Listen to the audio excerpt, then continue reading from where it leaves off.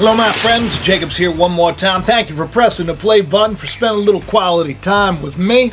I wish it was under better circumstances. This is a very important topic, and it's one that's not getting a lot of buzz. It should get a lot of buzz, especially if you've seen the movie Gattaca with Ethan Hawke. Remember the whole movie? Which had to do with genetic information and data. Companies wouldn't hire certain people because they had access to their genetic data, so they could, find out if this person was going to have a heart attack, or this person was, going to have this problem or that problem, and so they wouldn't hire you. There's a little more to it than that, of course, because having people's genetic information was spooky, because of course you can manipulate it, genetically alter it. You can find out its inconsistencies, you can find out its little chinks in the armor, and then you can exploit it. Which is what every horror and sci-fi movie does. If you think about it, genetic modification is such a huge thing. It's been such a huge thing. Everything that we just came out of with the virus of the crown. You can actually take someone's DNA, take their medical profile, and you can target a biological weapon that will kill that person. And people will very rapidly spit into a cup and send it into 23andMe and get really interesting data about their background. And guess what? Their DNA is now owned by a private company and can be sold off. We have to have an open and public discussion about what does the protection of healthcare information, DNA information, and your data look like, because that data is actually going to be procured and collected by our adversaries for the development of these systems. All of this tells us that this could be something quite profound if, we'll say, your genetic information and my genetic information, like that which is shared with 23andMe, the company owned by Susan Wachowski's sister. You probably remember she was running 23andMe, these two sisters, a little weird. Well, 23andMe, the famous company that came out probably around 2006, and a lot of people signed up because they wanted to find out if they were Greek or Swahili, or, we're going back into their history, and they find out, oh, look at me. I still don't know how they do that, but, this was what a lot of people were interested in. Then they found out that, you could search the database and find out if you have a father or a mother out there that you don't know about. All sorts of things are attached to our genetic information. That's why the sale of 23andMe. And guess what? Their DNA is now owned by a private company and can be sold off. To Regeneron. If you don't know who Regeneron is, oh, good grief. But I spent 4 days there, and I went in, I wasn't feeling so hot, and within a very short period of time, they gave me Regeneron. It's called Regeneron, and other things too, but I think this was the key. But they gave me Regeneron, and it was like unbelievable. I felt good immediately. I felt as good 3 days ago as I do now. So I just want to say we have Regeneron, and they're coming out, and we're trying to get them on an emergency basis. We've authorized it. I've authorized it. You probably remember all the buzz about them working with the Department of Defense, of all places, on projects related to the virus of the crown treatments. This is a big pharmaceutical company that dabbles, well, I should say, peddles and exploits genetic information. For coming up with pharmaceutical drugs and stuff like that. That's what they're all about, so they say. But you know me, the mind of a writer, somebody who thinks about these things, I go, oh my goodness, did they just steal like 15 million people's sets of genetic information? Because if you didn't know Regeneron Pharmaceutical, let me read this to you. It's acquiring now 23andMe for $256 million.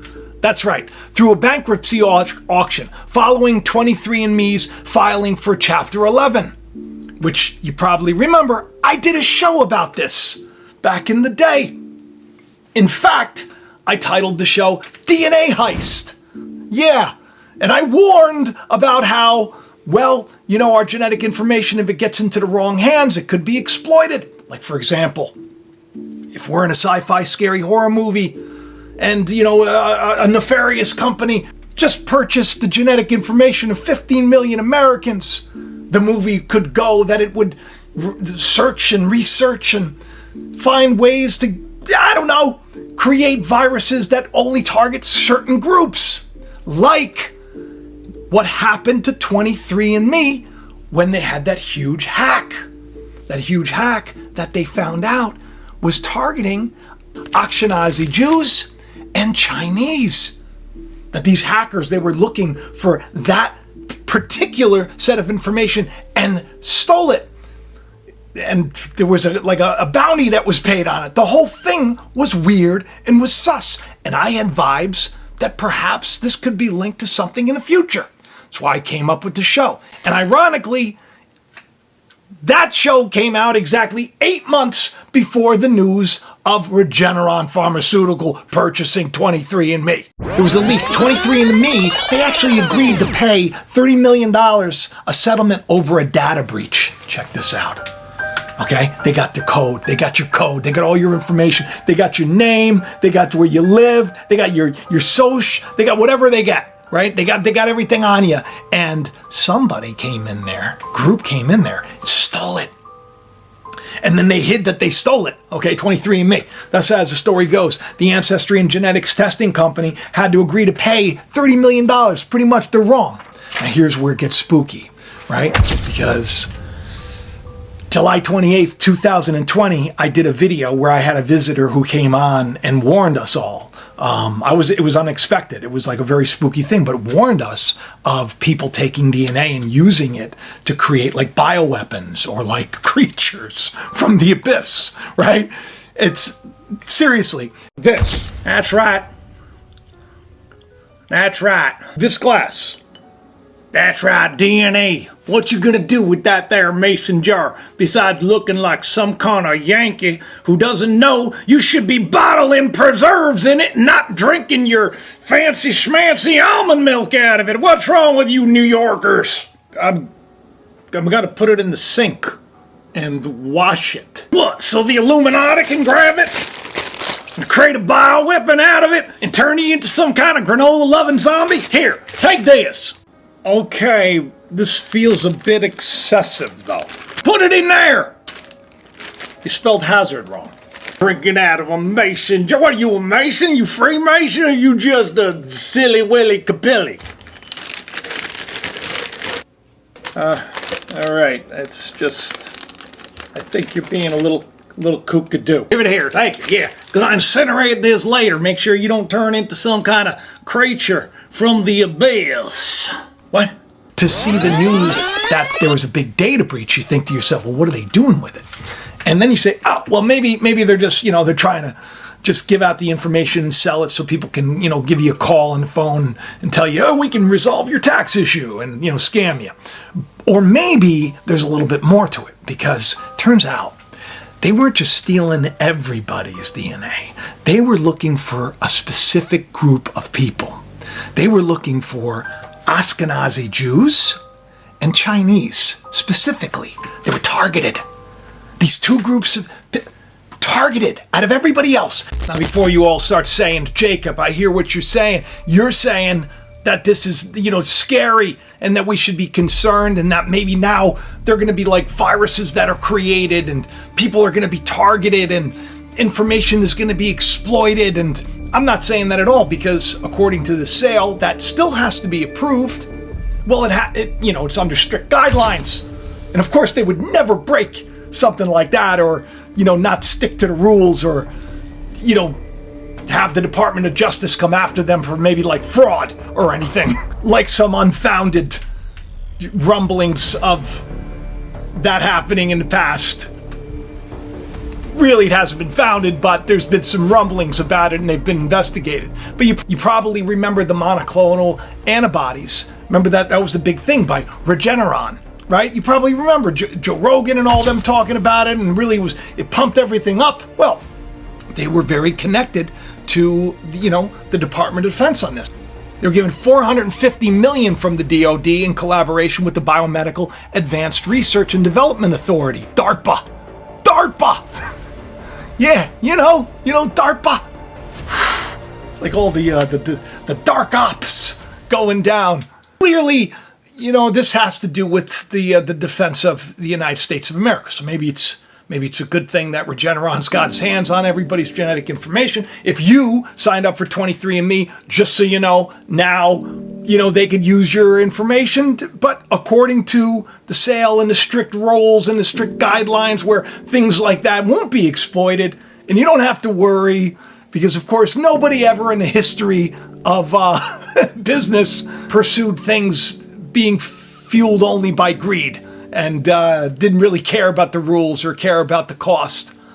But look, your information, just so you know, is probably already out there. The government probably already has a database since the moment you were born. Actually, somebody told me this, that it was this was like a moot point. One of my buds, who I don't know who they are, but very insightful people, and says, they already have a database from when everybody was born. I'm like, maybe, I don't know.